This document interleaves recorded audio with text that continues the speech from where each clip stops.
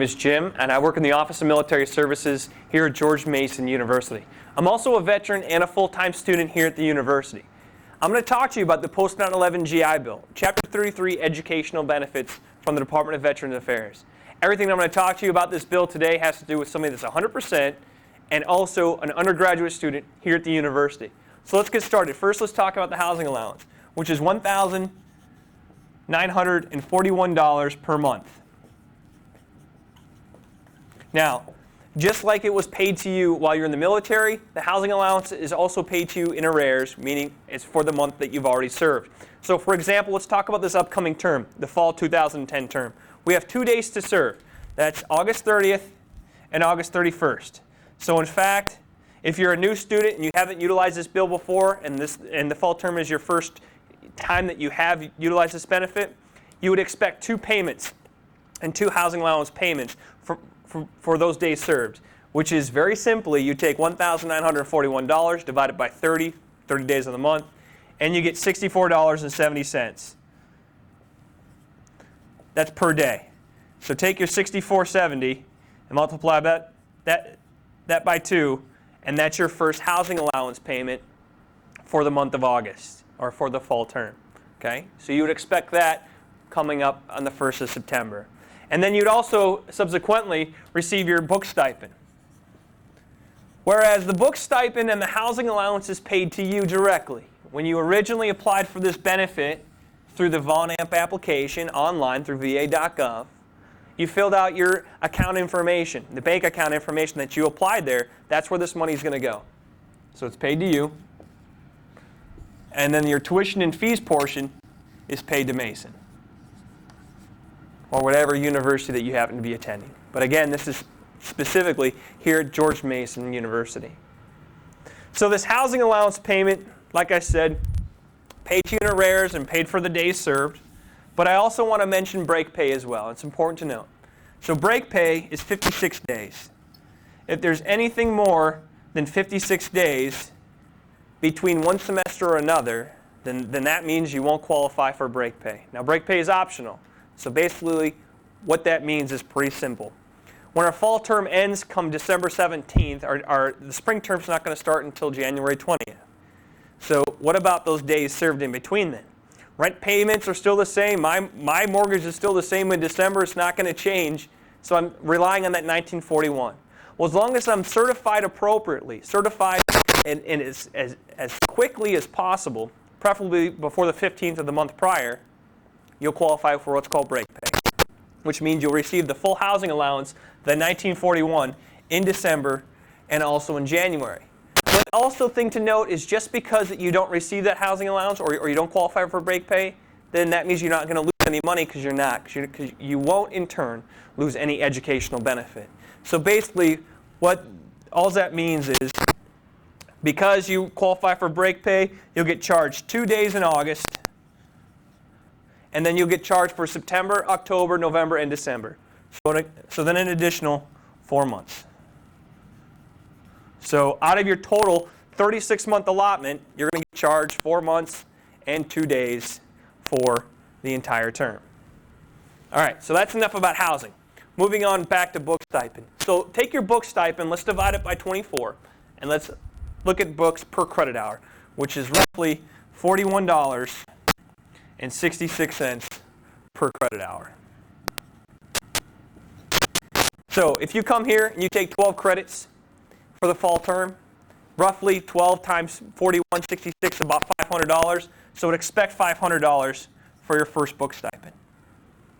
Subsequently, if you take another 12 credits in the spring term, multiply those 12 by the 41.66, again it's 500. You get another $500 in the spring. If you take any classes in the summer, it doesn't matter how many credit hours you're taking, you're going to get 0 because you're not going to exceed $1,000. So let's go back to the housing allowance, and then we'll kind of put the two together, the housing allowance and book stipend. And again, whereas those payments are paid to you directly at the beginning of every month. So the housing allowance is paid to you if you take 7 or more credits per semester. Now this is again for undergraduate students, 7 or more credits. It's called the rate of pursuit. If you exceed 7 or more credits, you will qualify for the housing allowance every single month. So, lastly, the book stipend and also the housing allowance is paid to you directly at the beginning of the month, depending on how many courses you're taking, and also pertains to how many days in the month you're actually taking classes.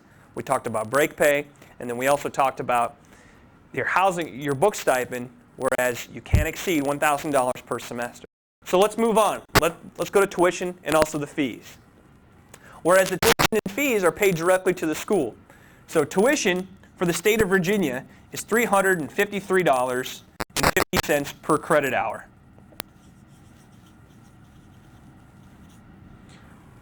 And Mason's full-time tuition credit hour rate is $353.50 per credit hour. So while you are attending George Mason, you're a Virginia in-state student, you will in turn get your tuition paid for completely by the Department of Veterans Affairs, as long as you are, again, 100% eligible for Chapter 33 benefit. So $353 per credit hour. It's very simple. You just multiply how many credit hours you got. Anyway, all that is paid specifically to the school. Fees, what constitutes fees?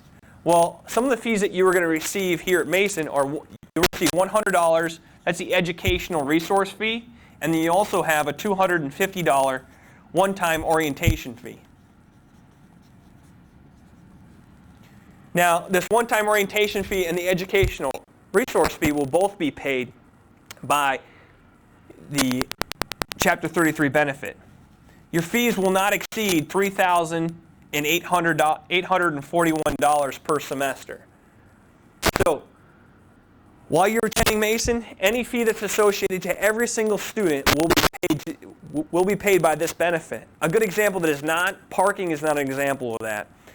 Any other fee that's not associated to every single student. Biology fees, lab fees, any fee that's associated, again, to every single student, the GI Bill will cover. Up to $3,800 per semester, so it's a pretty substantial amount.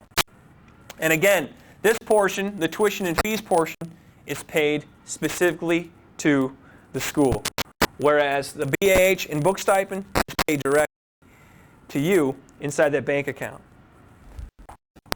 Everything I just talked about, again, has to do with an undergraduate student 100% eligible for the post 9/11 GI Bill. Now, I want to briefly talk about somebody that's on active duty. If you're a spouse, family member, husband or wife transferred over this educational benefit to you, and you're on active duty, and you're receiving the post 9/11 GI Bill, this is everything that it covers right here while you're on active duty, and again, if your husband or wife is still on active duty and you're utilizing this benefit. You don't get a housing allowance and you don't get a book stipend. What you do get, however, is your tuition paid for 100% regardless of the cost. No matter what the cost is, your tuition is covered. Whether it's the executive MBA program, which is $80,000, it doesn't matter. Everything is covered as far as your tuition and your fees are concerned while your husband or wife is on active duty, or if you're on active duty yourself. So lastly, I do want to say this. Everything that I did talk about, again, has to do with an undergraduate who is 100% eligible for the post 9/11 GI Bill. How to apply for this GI Bill and get initial eligibility is all done through va.gov. You fill out the Veterans Online application. And I also recognize that all these rates that I just mentioned, everything is going to change. Everything changes from semester to semester, from year to year. The Department of Veterans Affairs goes up the same calendar year for academic purposes as the Department of Education, which is 1 August. None of their rates will increase. Like we saw last year, we saw an increase of tuition in the summer, but the VA didn't adjust their rates, so the veterans were out of pocket. Well, again, the VA doesn't change their rates until 1 August. Don't know whether or not that policy is going to be changed. That's probably more to come. So recognize that all this information is going to increase or go up from semester to semester. But again, take all this info, apply it to whatever current. And again, if you have any questions while you attend school at George Mason University, if you have any questions about the post 9/11 GI Bill at all, you're more than welcome to always stop in our office. We're located inside the Johnson Center on the 2nd floor, or you're always welcome to send us an email, military@gmu.edu.